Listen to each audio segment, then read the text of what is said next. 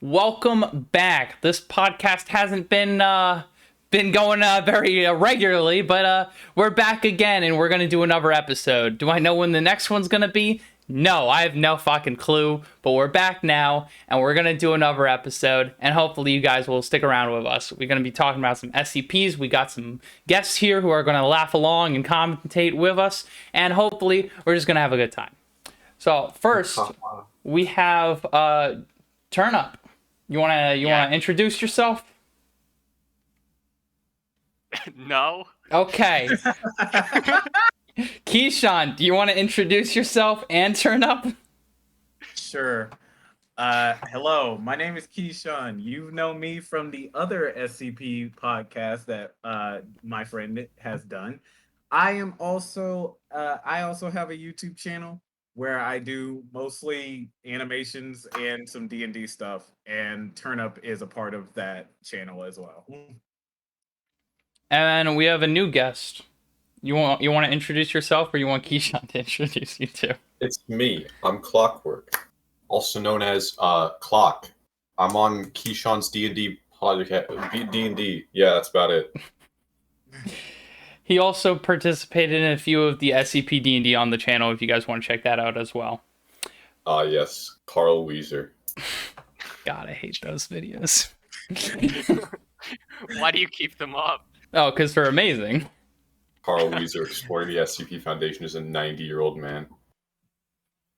Jesus. Okay. Quality content. That's what you're here for. So first SCP we're going to be talking about SCP-4715, which I probably should have done more research for. Now tell us, Andrew, what is SCP-4713? It's not 15. I can't believe you got the number wrong after I just said it. I know. I'm so smart. Oh my god, who's calling me? And after a brief intermission, we're back. Hopefully we can keep the podcast going for more than 2 minutes this time.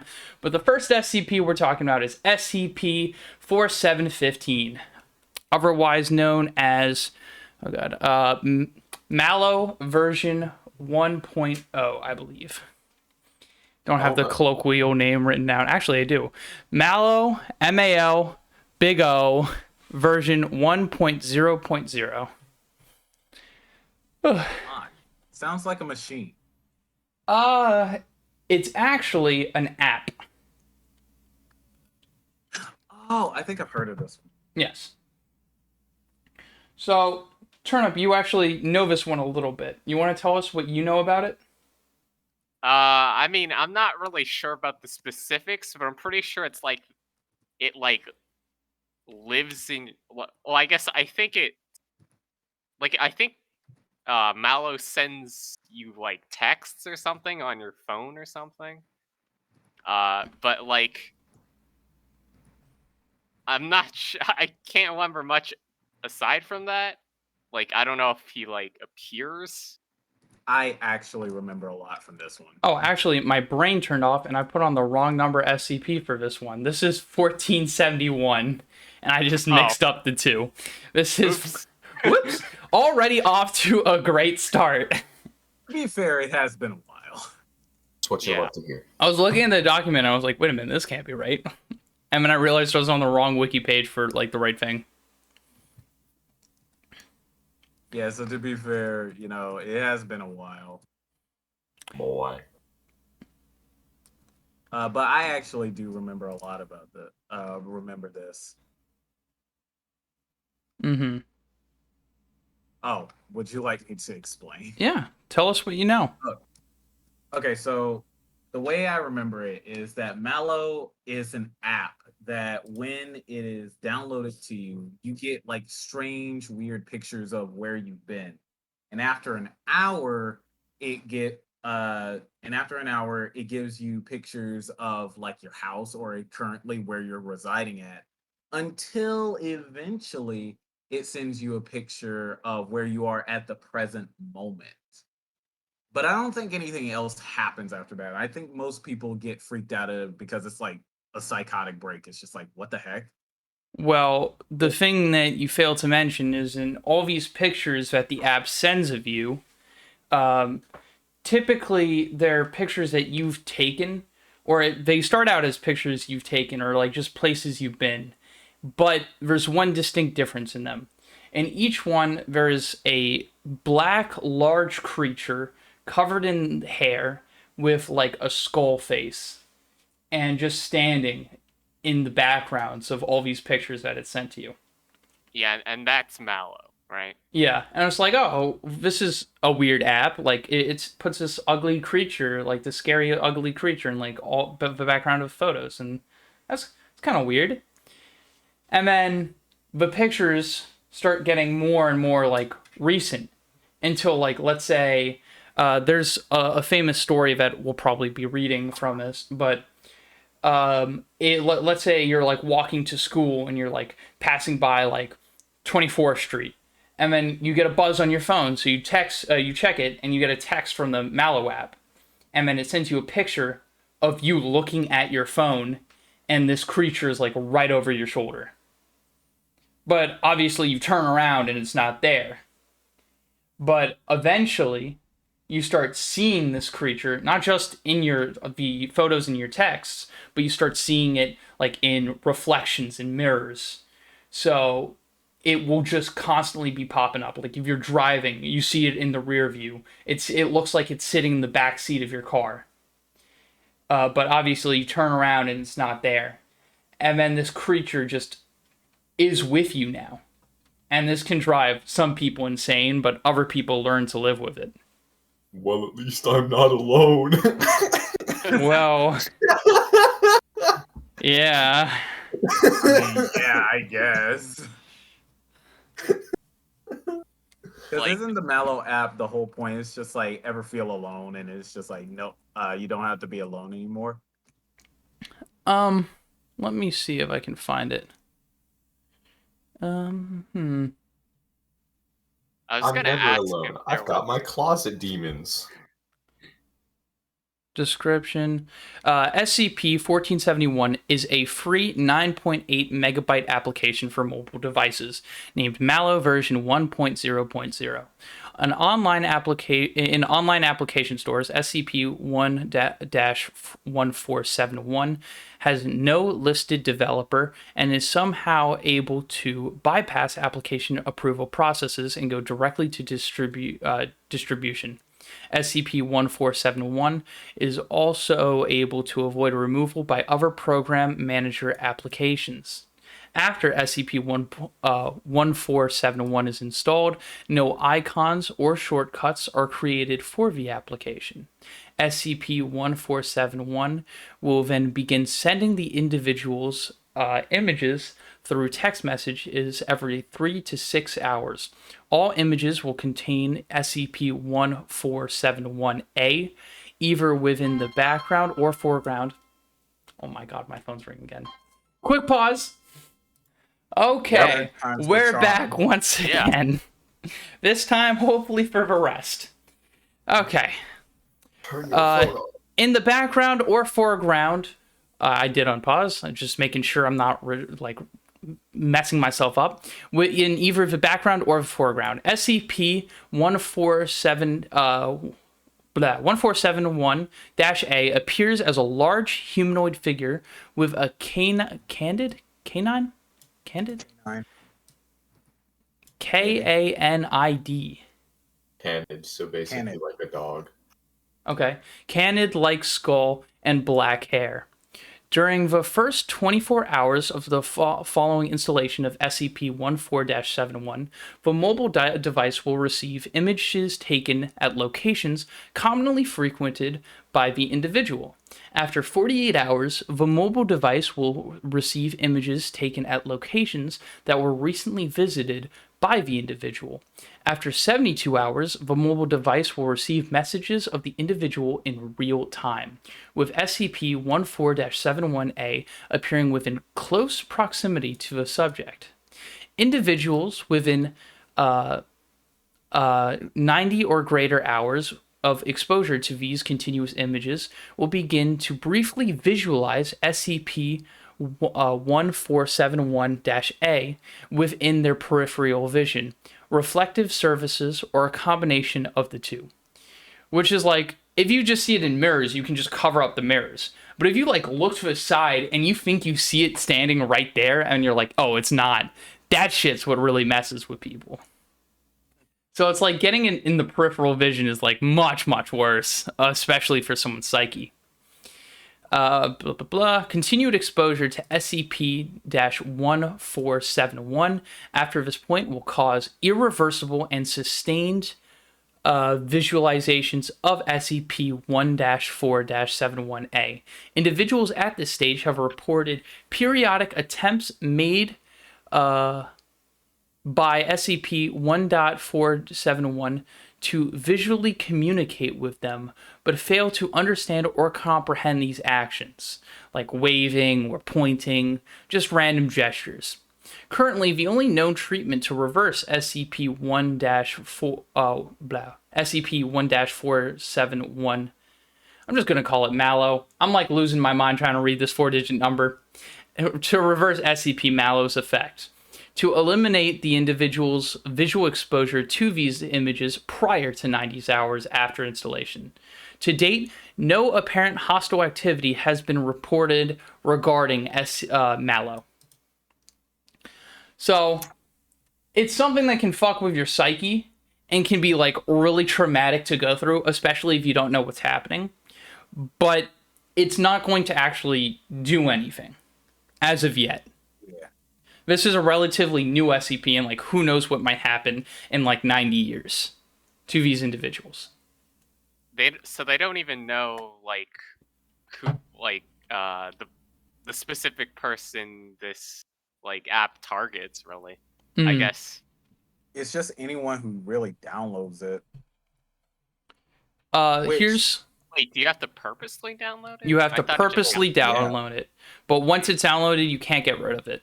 Here's how MALo is presented on the App Store. It says MALo version 1.0.0. Free. Reviews. 0. Description. For redacted. Never settle for those awkward feelings of being alone ever again. MALo is an exciting interactive experience that will keep you engaged and intrigued. The anxiety of social situations can be nerve-wracking, but after just a few hours of MALo, you will soon forget all about those painful emotions of disappointment. Be a part of the new craze that is quickly becoming the next social substitute. Remember, the more you participate, the more MALo will engage you. Your experience is completely up to you. Absolutely no ads. Enjoy. Buy ? Well, you can't even fault them because they gave you a warning. It's like, I'm just saying, they gave you a warning. The more you interact with it, the more it's gonna interact with you. But you have no choice because you don't interact with the texts. The texts just start coming in.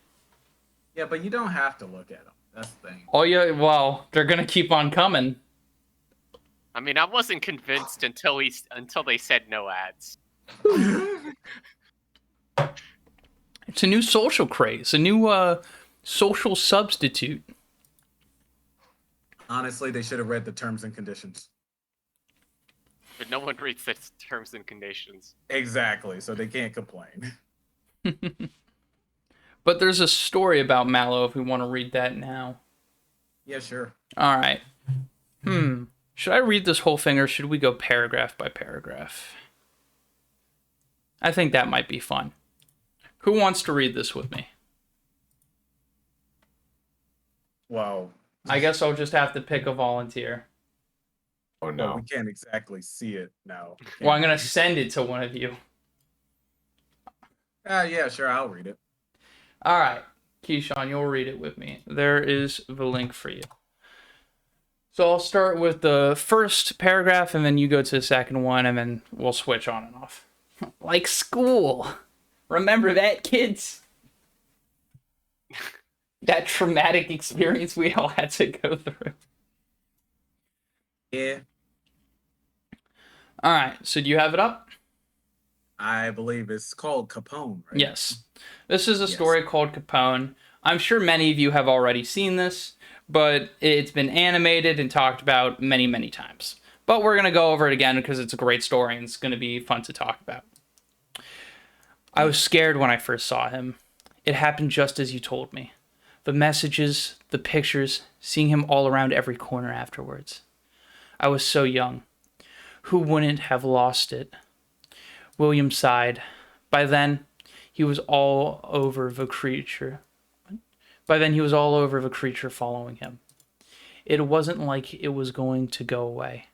No matter how much he begged or pleaded or attempted to bribe, he knew the best and only solution would be just to get used to Capone being there. At least, he had the solace of knowing he wasn't going insane. Believe me, oh, that's yours. Right, exactly. Believe me, William. I know many people have reacted the same way. Fear is more common reaction to the unknown than you think. Dr. Laura Brin's consoled him. These cases weren't exactly common, but they were commonly known. Okay. It's not even that I'm afraid of him anymore. I mean, he just makes me jump when I see him in the morning, and I don't think I'll ever get used to that. It's just the bad connotations he has, William rebuted. I know that he does, but it happened 2 years ago. I know it's hard on you, especially with your shadow, but you need to carry on, Dr. Brins stated. William just sighed as she continued. Our session is almost up. We made some real progress, William. I want you to do something for me when you get home. Do you have any homework or anything? I did it all on my break. Good. When you get home, I want you to think back on your first experience. Write as much as you feel comfortable sharing. Is that all right? Yeah, thanks for seeing me. It wasn't too long of a drive from the doctor's office back to the house. 5, possibly 10 minutes, if there was a train. He always saw the creature through the rearview mirror when he drove, riding in the back seat. It looked innocent in its own alien way, waving to William as he saw it. Despite everything, William found himself talking to it, like one would talk to a dog or a cat about their day when they're alone. It seemed to listen when he talked, and after a while he could swear that it understood. It's hard to tell with a face like that. So all there were to go by were various head tilts and waves. And even then, he had to teach it how to wave. At least, I know you're interested. Drop. Drop the back. Okay. Phew. You can Drop go. the backpack. Drop the backpack near the door. Go to the patio. Wave to Capone from the mirror, fridge, drink, chair, crack. One second, I'm being called again. Oh Lord. We are back. Well, It's been a day. All right, where the hell were we? We were at drop the backpack. Yeah. Whew. Okay. Drop the backpack near the door. Go to the patio. Wave to Capone from the mirror. Fridge, drink, chair, crash. William's afternoon routine was more clockwork than it should be. He thought back to his session with Dr. Brins. She wanted me to try and recapture the experience when I first saw him, huh? William mumbled as he grabbed a few sheets of paper and pen. Bit by bit, he pieced together the sequence of events that led up to this point. I've had Capone with me ever since I was 15 years old. I remember that my 20-year-old sister Sarah brought up an app that she downloaded earlier at the dinner table on one night. She had no idea how it does it, but hazard a guess that it tracks you through your phone's GPS. It sends you pictures of the places you've been with a really cute, quote unquote, monster placed in the photo to make it look like it's following you. Didn't seem that weird. Recall that Google Maps could get a decent ground photo at the time. So just add Photoshop to that and you'd have a gimmick. Plus, we knew it couldn't be a virus. The App Store checks every app for things like that before peddling it.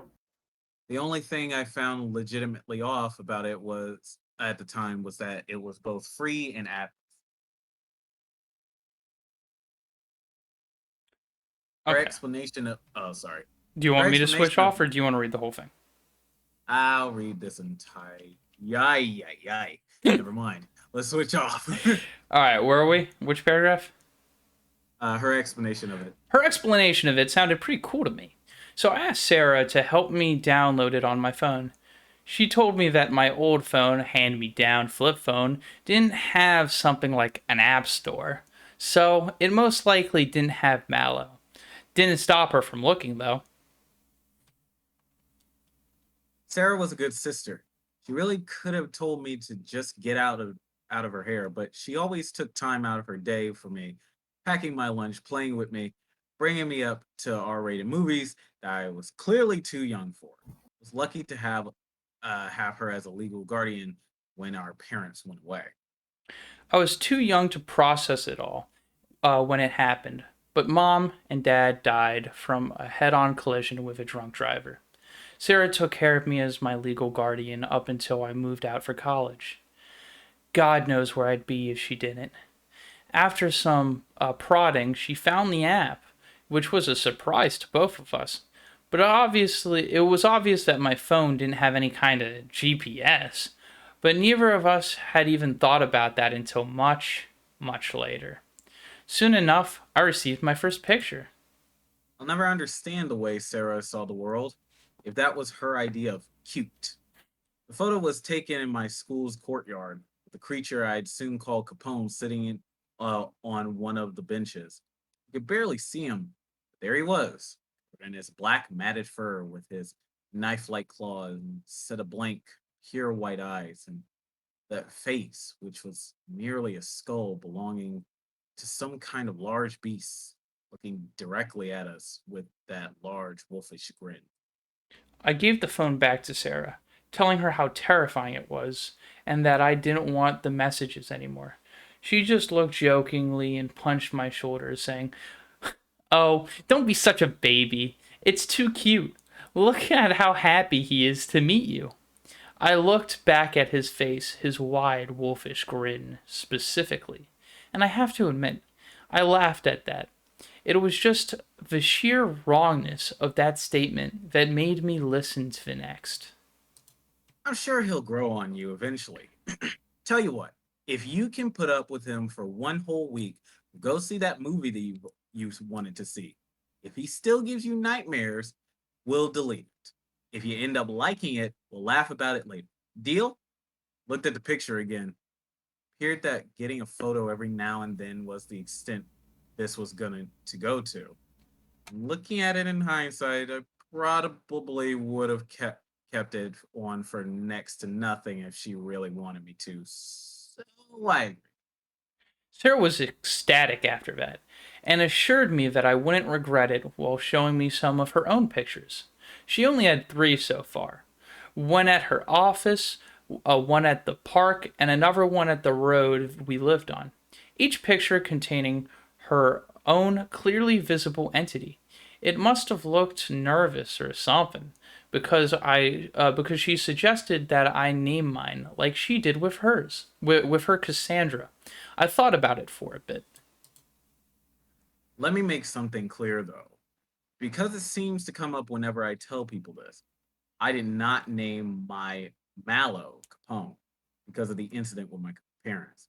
I didn't even know that my mom and dad's arrest involved alcohol at the time. I named him after a history lesson I found amusing in school, where people's fear got the best of them. And as my teacher put it ended up doing more harm than good. It was the intended as a reminder that I shouldn't be making the same mistake.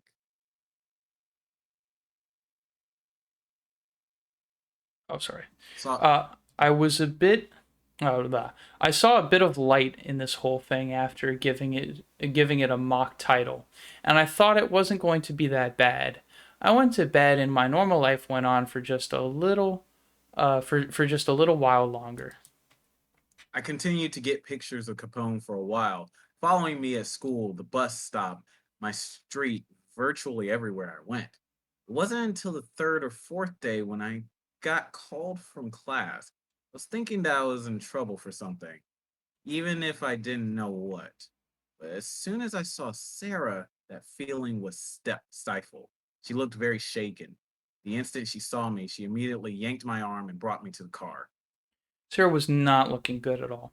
She was asking questions about Capone, things like if I saw him or if I received any photos from him with me in the images. I haven't checked anything from today, but when I checked, there were two. I remember exactly when and where those messages were taken, because during them I had a mental note that I got some text from Capone. They've been sent. They've been sent as soon as they've been taken. Sarah knew that we were being pursued by something. She probably had no idea by what they were, and I knew she had no idea how they were doing it. She knew that they knew where we lived. She couldn't figure out how to delete it. She said she tried everything. She couldn't find a way to get it off. She couldn't even find where the app went. I'm not even sure what we were planning to do, but before we could even fully plan a course of action, I got another text. Sarah froze and stared at me, as if to say, "Don't do it. If I didn't, I could have had a semi-normal life right now. It would have been over. It would have been over the news within the week, and we would have had been, and we would have known." But I did it. I opened the phone, and there we were, sitting there, that fear stricken look on our face. The photo was clearly taken from the hood of the moving car, giving us a clear view of what was behind us.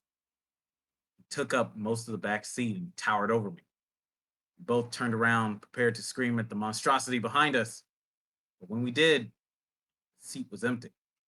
We didn't know what was happening, what to make of it. We felt that the only thing to do was run, abandon the car. We hastily ditched the car and ran the rest of the way to the apartment and locked the door behind us. We locked ourselves in the bathroom and we waited. We just stayed there. Even when we got a message from Cassandra or Capone, Sarah would just would scream at them, asking why they were following us, and begged for us to be left alone. We felt helpless against them. All we felt we could do is just sit in the bathroom and hope they would go away. The room felt like our only safe haven until we were exposed to them for too long. Sarah started to panic, saying that she kept seeing one of them behind her. I wasn't seeing it though. I was more concerned about trying to calm her down by telling her that maybe they weren't really there than I was seeing Capone in the mirror. I convinced Sarah that we needed to leave the room out of necessity. We couldn't stay in the apartment forever, and if they wanted to get us, they would have done so already. We called the police and, well, here we are. We both got help. But I was the lucky one. Everyone's case was different in terms of interaction. For me, Capone was always in the mirror, some reflective thing large enough to show him. It was predictable. I could find ways to block him out when I needed it. I learned how to accept Capone, and after a while, he kind of grew on me. I used to have a makeshift curtain that I would pull over the mirrors when I didn't want to see him. But now I started using that curtain less and less as time went on. Capone always seemed to try and interact with me, even if I didn't understand what he was trying to say most of the time. Started to greet Capone with a casual wave as I passed by him from the living room mirror, and eventually he started to wave back. He kind of became a constant companion to me, and I adjusted to Capone just as he adjusted to me. My case wasn't as severe as Sarah's. She saw Cassandra everywhere. She looked around every corner, just out of sight, just over her while she slept. Sarah took her own life 2 years ago. I wanted to blame MALo's for it, but I can't. But following the person who looks at their messages is just what they do. And now, every time I see Capone, I'm reminded of what I did in the car that day. I knew I shouldn't have picked up the text. If I didn't, she would still be here. It And, was almost 4 oh, oh, okay. We'll continue. uh, it It was almost 4 hours since William started writing, but he almost felt relieved. He's never actually told anyone about this in such detail. The majority of what happened was kept between himself and Capone. Looked up at to the creature in the mirror across the room a few seconds. It gave an old familiar wave. William was silent for a minute, staring at Capone and then back to his papers. He felt the need to make one last point. But then again, how would I have known? I don't know who made the MALos or why. I don't even know if anyone actually made the app. Many things like it have been created naturally or have been given some kind of anomaly out of sheer chance. It would make so much sense if some physical thing was to blame, but there's none that I can legitimately find. None of the MALos, none on me, just on chance. And that's the end of the story. Yeah. Fantastic. Thank you very much. What do you guys think? Pretty epic. Yeah. What do you think about what kind of person would create an app like this?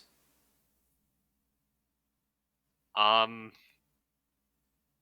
guess maybe like a mad scientist. It's all a social experiment. Do you think they did it out of malice, or do you think they did it because they honestly believe that this is something that would make people feel less alone? In a twisted sort of way, kind of, but like, like, they probably didn't have any sort of malice, but they just didn't realize, I don't know, that it was like, Because with something this ambiguous, it can really swing either way.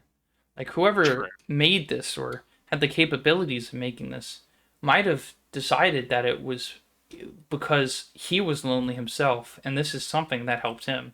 Even if it is a monster in the mirror, maybe something, having anything, would be more comforting than having nothing at all. still, I mean, that's kind of like a stalking issue. Like that doesn't make people feel any, I don't know, like, feel less alone. Well, you heard from our protagonist. Eventually, he learned to accept MALo, and eventually, he became comforted by him and started talking to him like a dog about his day. Like, shit was kind of rough at work. Like, but at least, like, if you have someone or something to talk to, you can at least get something off your chest. So at first, it was something horrible and scared the hell out of him. But eventually, once he accepted that MALo was just going to be there, he grew fonder of him.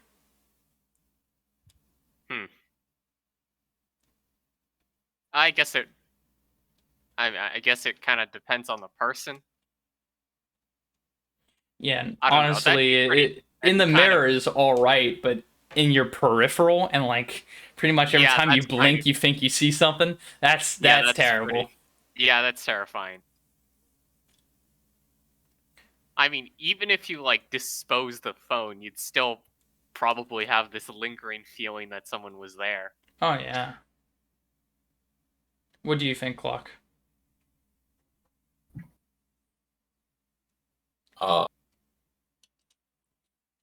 The road to hell is paved with good intentions. That's fucking true. Yeah, even if the person who thought he was doing this was for a good reason, wow, Still fucked. yeah, it's pretty fucked. Yeah. Especially since you can't get rid of it or anything. Exactly. What do you think, Keyshawn, after reading all that? I think I know who's behind it, Andrew. Who? Notorious hacker 4chan.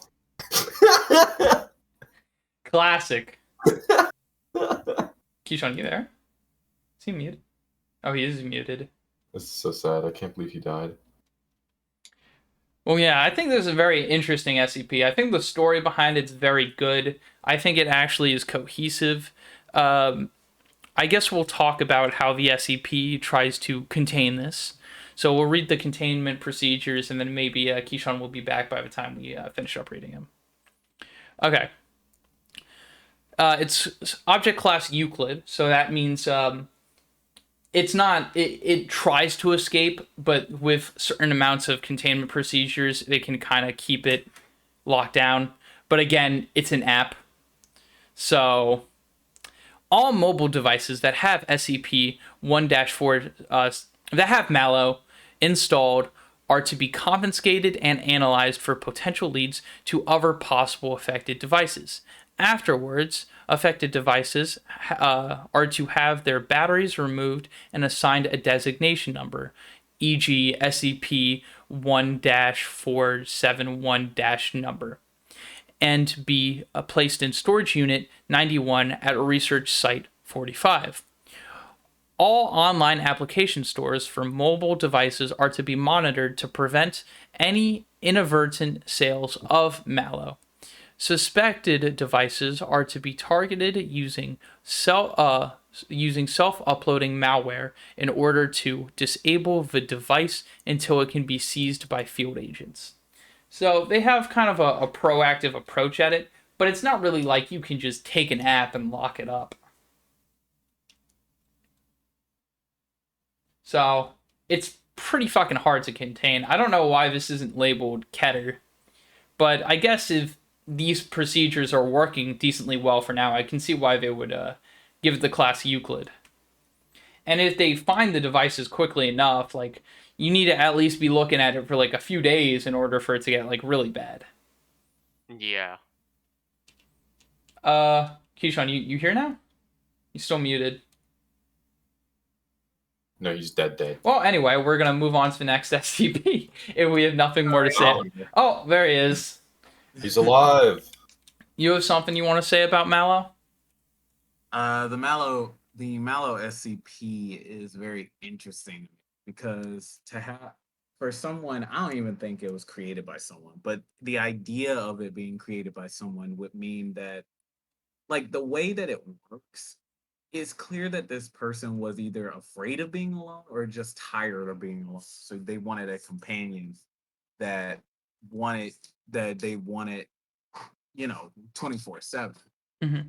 And I think that MALo is one of those SCPs that could help people under the right circumstances. Like, let's say that you have a person who was just sick of it all, right?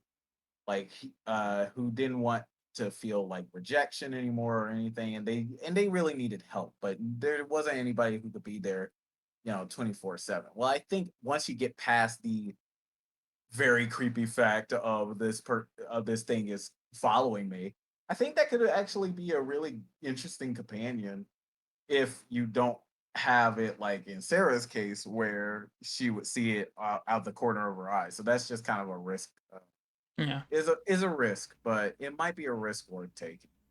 I think this was developed by a person because, like, there's other instances of SCP being developed by people. I think our favorite is the banana pill made by Dado, as well as Dado's other creations. But I feel like it's not out of the realm of possibilities for like people to just make SCPs. Like, some people can just do that. I'm based in banana pill. Humans refuted. Perfect example. Mm-hmm. A terrible SCP. Based and banana pilled. Well, anyway, do you guys want to say anything else about MALo? No, I'm good. You can download MALo on the App Store right now. I actually think you can. I wouldn't be surprised if someone actually made an app for it. You actually can. Like, it is possible. Okay. Then we're going to switch to our next SCP. So this one, with that little stumble in the beginning, this is SCP-4715. One that's much easier to say. See it. I think it's gone. What, from the App Store? The SCP Foundation found it. Yeah, The SCP clearly. Successfully quarantined it. Well, there is one of the proposals for SCP-1 is that the SCP wiki, like, whenever someone makes a new one, it just spawns a new SCP. Yeah. which is a funny theory, but bruh. All right. The your SCP own Foundation worst enemy. makes a fake MALo so that no one else finds the real true. MALo. Yeah, it makes sense. No, you just need to make a fake MALo and then copyright the name, and then no one else can make an app with that name. Easy. Makes sense. It's so simple. It's so So simple. Preventative measures. Anywho, we're going to go on to our next one. So I guess I'll post a picture of it in the D&D, the VIP chat. So Correct. there's Yeah. one picture. See if I have another picture. It doesn't look terrible. Oh, nice. So this one's alright. And I'll do... Nice to see we're going to be talking about That Satan. one clearly didn't work. Delete this message. Here's the bad one. So this one is called A Demon Born of War. And I have like the much fact more that notes the link about this said- one. I just like the fact that the link said God. Yeah, God 1 and God 2. Well, yeah, I labeled that so it'd be easy to find them. God.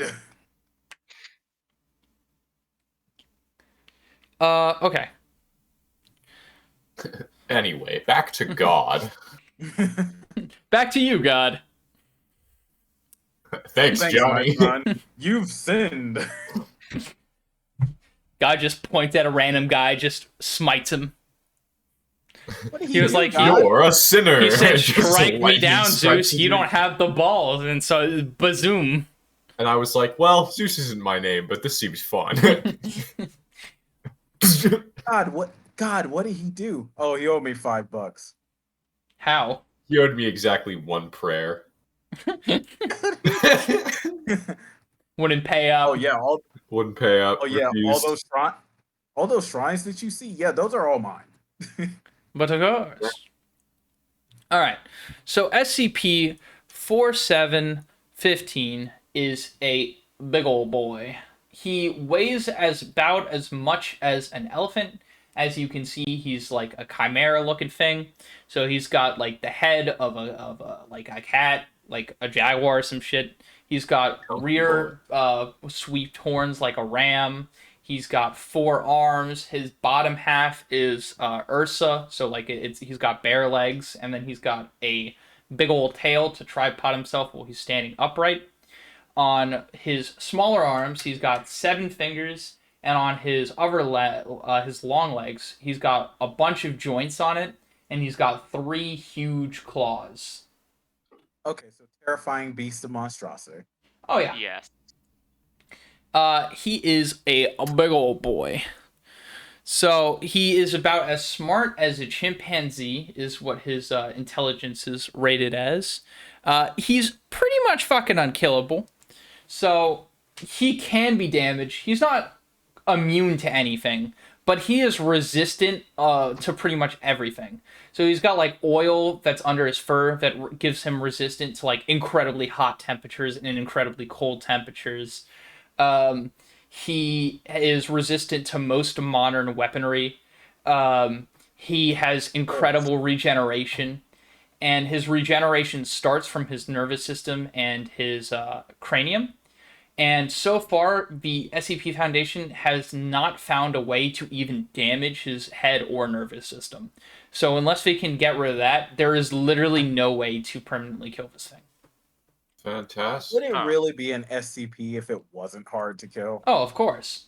It is resistant to acid. It is resistant to fire. The one thing that does work pretty well on it is like pepper spray.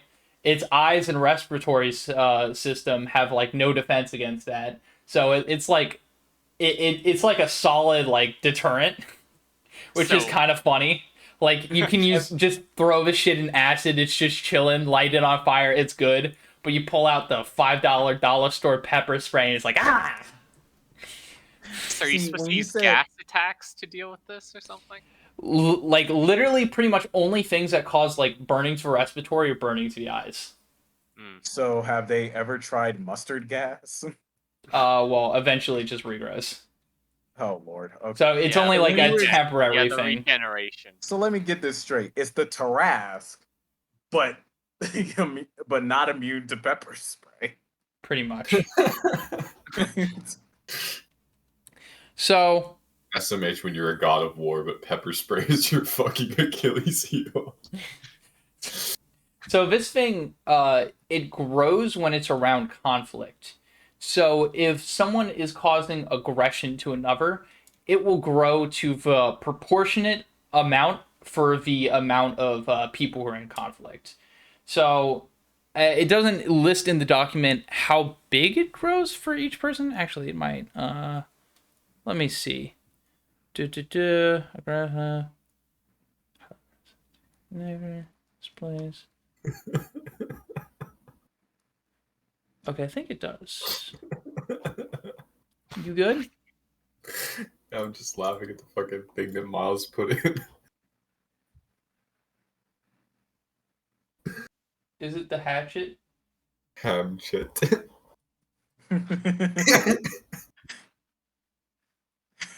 No, it just says grows proportionally. I guess I could do the math and break it down, but basically, the more people are in conflict around it, the bigger it gets, and this thing is highly aggressive towards people. Its physiology does not need it to eat, most large animals, well, every large animal, pretty much avoids it instinctually off its scent, and it doesn't hunt other animals besides humans either. So Fantastic. it pretty much just wants to kill, and it has been seen trying to purposely incite conflicts in between people for its anomalous property to activate. So, like, one example would be like if there were two tribes at war, or like about to be at war, and then maybe this thing will go and like destroy all the crops of one, so they think the other tribe did it, and then a massive conflict would break out, and then because when this conflict happens, it would grow proportionally to the amount of people in the conflict. And even if the people turn to attack this thing, it's super resistant and it gets bigger.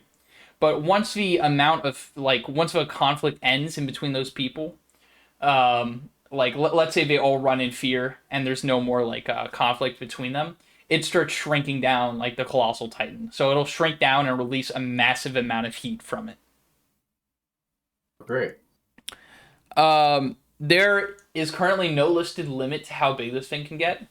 Like, if this thing was dropped in like D-Day in like World War II, it would have gotten like fucking colossal titan size. The biggest thing that the SCP Foundation have recorded it getting to is about 24 meters tall, which is 24 times 3. That's like what? Roughly 75 feet tall. Roughly. Lord. So That's like a almost the 7-story size of building. 72, but yeah. The size of a football field. Yeah. And there are... We'll get to it. This thing has been known to be alive for most of human history. The SCP Foundation have found a wood carving from the 15th century depicting 16 knights fighting it, and it is roughly proportional to how it would be if it was fighting 16 people. Apparently the knights won, so don't know how the fuck that happened, but they did. They had the power of God on their side. Like, it has to be. Different. They were just built different. They're just big. The Crusades were a different time. You have to understand, Andrew. And they found a Neolithic cave painting in France that depicts SCP-4715 just terrorizing a bunch of fucking people. Oh, junk, they found my cave painting. Okay. Boomer. There's also they also found a Chinese journal that had a first-hand account and pictures of SCP-4715, like after a huge battle that went down, and it emerged from a pile of dead bodies and like ran towards the capital. So this thing has been around for a hot fucking minute. Forever. Recently, the SCP Foundation has discovered a place called LOI-517-Sigma, which is a underground bunker sort of thing. It was discovered by normal people, and then the SCP was like, "Oh shit, we can't have this getting out." So the SCP organization seized control of this, and then started doing some looking around. So the cave, it looks like a shiny bunker or an Egyptian Colosseum. It's lit by bioluminescent plants. Well, would it be bio? I think it would be. I don't know. Luminescent plants. And it is confirmed to have once held 4715 in a cell of like indestructible plants. There were like computers that were made out of like that don't work anymore, but they were made out of plants as well. Now, do you guys, Turn Up and Keyshawn, remember anything that had to do with plants being machines? Wasn't that the Bigfoot people? Yes. Yeah, I thought Right. So this is an old cave. Old. Ay. Oh God, lore. Lord. No! Lore. Bigfoot lore. Fuck! Kill it with fire. Not lore, my one weakness. There are carvings on the walls that show SCP-4715 battling the original occupants of LOI-517-Sigma. And as you've guessed, these occupants were SCP-1000 instances, otherwise known as Children of the Night. Great. Basically, this base lasted after SCP-1000 went extinct for a little while. And then basically, one of the SCP-1000 instances was like, you know what? Fuck people. And then just let it loose to fuck up people. And he was like, you will not forgive me for this. And he basically flipped the release switch and then shot himself in the head. Epic. And he's like, fuck you, humanity, and just let loose this fucking thing. Wow, what a dick move. What have we ever done to them? Exterminate their entire species. I don't know, be cringe. Post cringe, I guess. SCP-14-71 is currently being held in Area 4715-23. Underground... What? I thought you were going to say Area 51. No. Anyway, it's being held underground in Canada's, oh god, how do I read this? Stykine region. Far away from people. There is a procedure that they used to hold it, like to keep it contained now. And if they did not learn about this procedure from what they found in the original Sigma cave, that they would not be able to... Shut the fuck up, Glock. They would not be able to contain this thing even a little bit.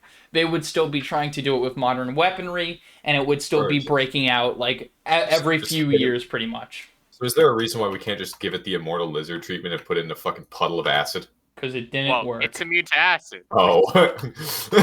I'm really glad you're paying part. attention. Because I literally mentioned it twice. I'm sorry.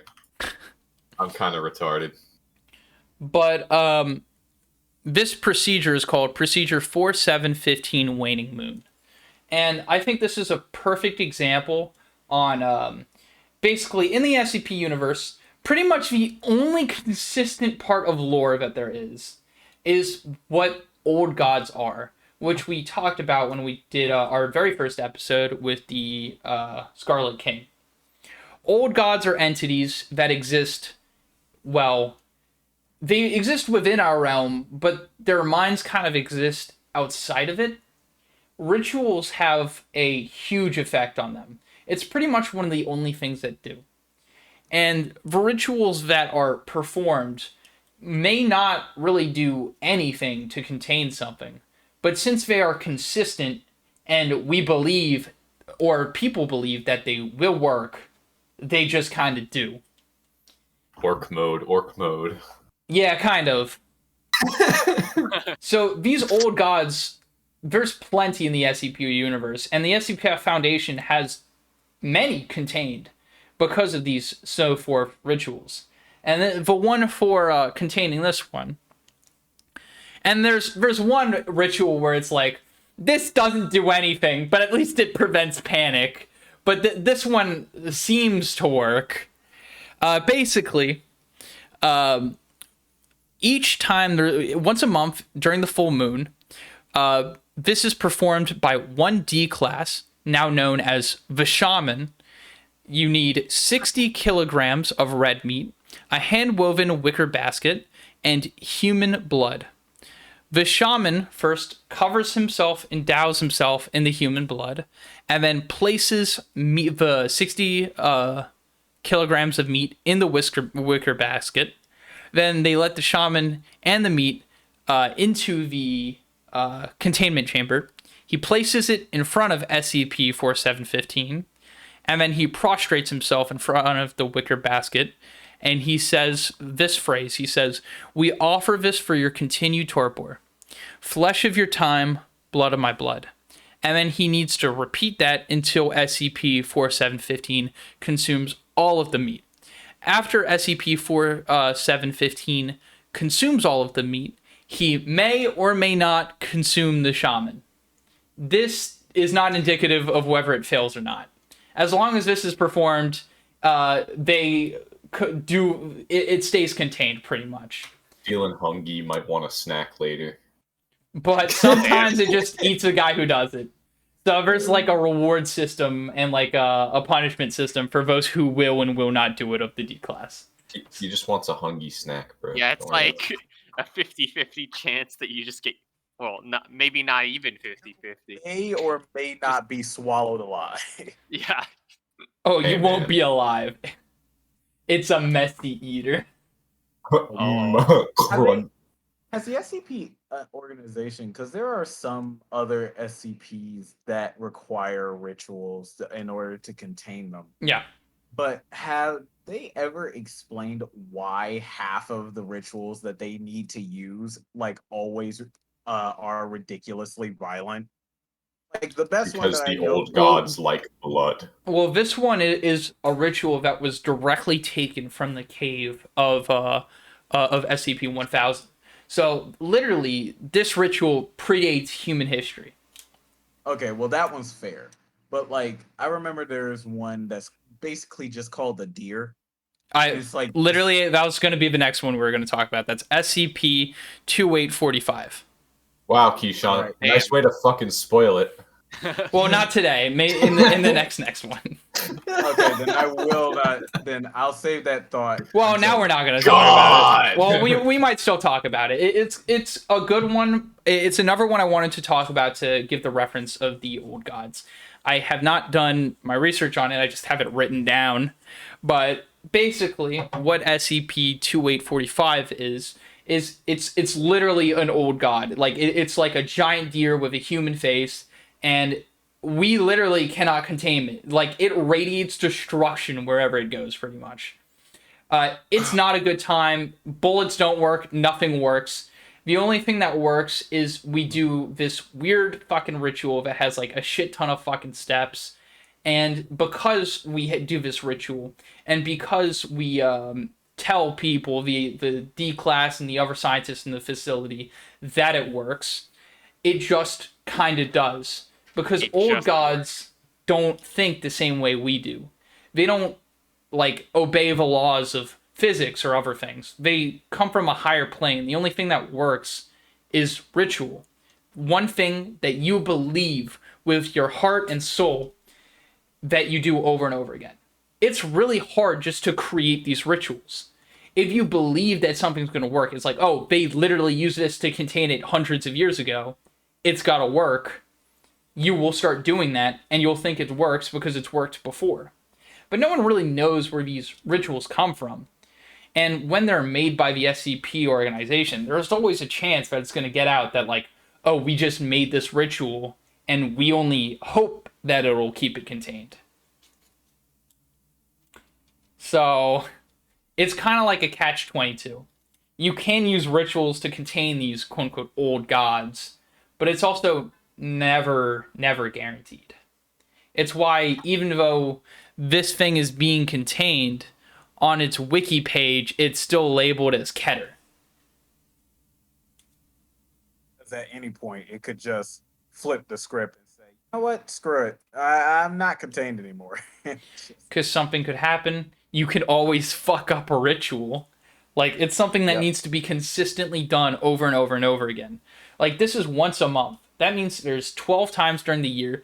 This needs to go flawlessly. If a D-class screws up the script, slips on his tongue, trips, guess what? This thing is going to be fucking pissed. And what are you going to do? Shoot at it? It's going to get bigger. You're going to shoot at it with more things? It's going to get even bigger.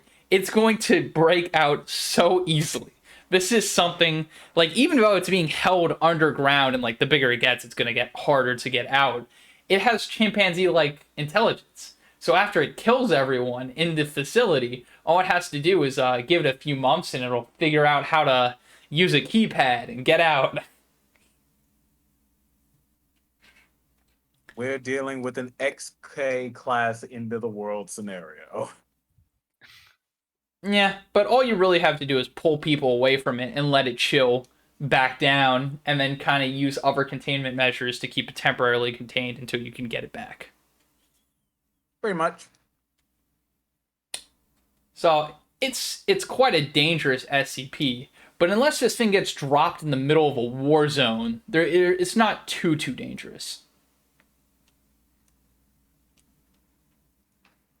But I think it's interesting how it elaborates on the points of these old gods and like how dangerous they are and how rituals keep them contained. Because this thing is like a powerhouse SCP. Like I would stick in the same class as the Immortal Lizard, but the Immortal Lizard's not an old god, so rituals don't work on it. Yeah, you just throw it in a fucking puddle of acid and let it sit there for 100 years. And hope. And pray.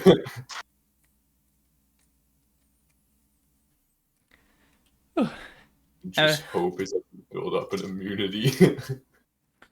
But one of the people have commented in my SCP podcast that there's one more doctor that actually has like decent lore, and we might do that one next week if I can find the time. But I think this is it for now. What did you guys think of a demon born of war? Makes sense. Honestly, I'm surprised we haven't gotten to this one faster. I hereby name it Kratos. God dang it. Yikes.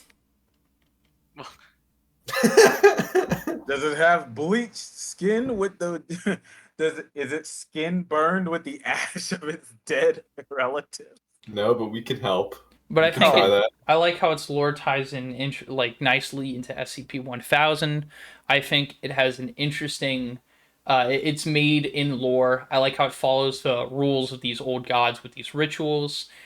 I think it's just a solid SCP, just a creature you can have. Its story around it isn't that great, but you can use it for stories really well. Yes.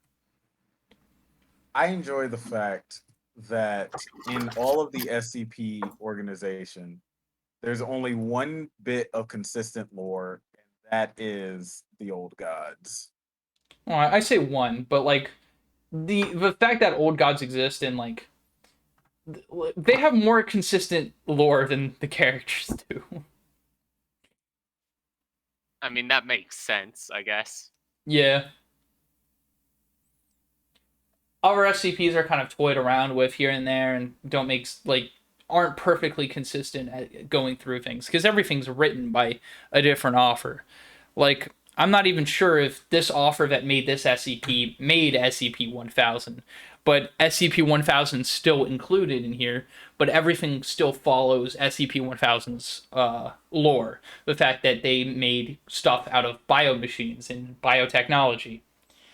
How they literally shape plants and animals into like buses and cars. So it makes sense how it was contained in this way, and it makes sense that they were here before everything. And I like the Yes. fact that an instance of SCP-1000 was I'm pretty much the last one left. My race will not forgive me for what I'm about to do, but honestly, fuck them kids and just let this thing loose. Deal with it. Just let it go. But yeah, those were the two SCPs that we're talking about today, and I think this was a solid episode. Yes, Indeed. it's been a while since we have done this, and I have missed these. What do you think, Clock? Pretty epic. Great. Yes. You know, Clock's not the one to be giving critical. Yeah. I see funny SCP. It do funny thing. Turn up. Which one did you like? I mean, both of them were pretty good. Which one did you like more? I like the demon. I like the idea of the demon that I can't even I don't even Demon Born of War. okay, right. Yeah. I like the idea of the demon born of war. I mean that's pretty much it. I mean it's pretty cool. Yeah, we need to do another SCP one shot sometime. But I'd have to create one.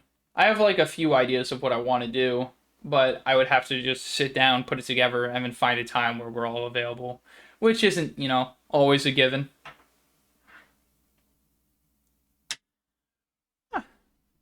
But yeah, I think that's it for today. I guess we'll just go to the outro now. Keyshawn's links to his channel and his stuff will be down in the description below. I don't think the other two have links they want me to put down. Yes. So yeah, if you like this video, drop a like. If you want to see more content like this, subscribe, and maybe there will be more. There'll probably be more. I can't guarantee when. There's more content like this on the channel. There's SCP D&D, and there's also other SCP podcasts like this. I'm sure those are content you'll be interested in if you would enjoyed this and you made it all the way to the end. And honestly, yeah, have a great day, and catch you later. Goodbye.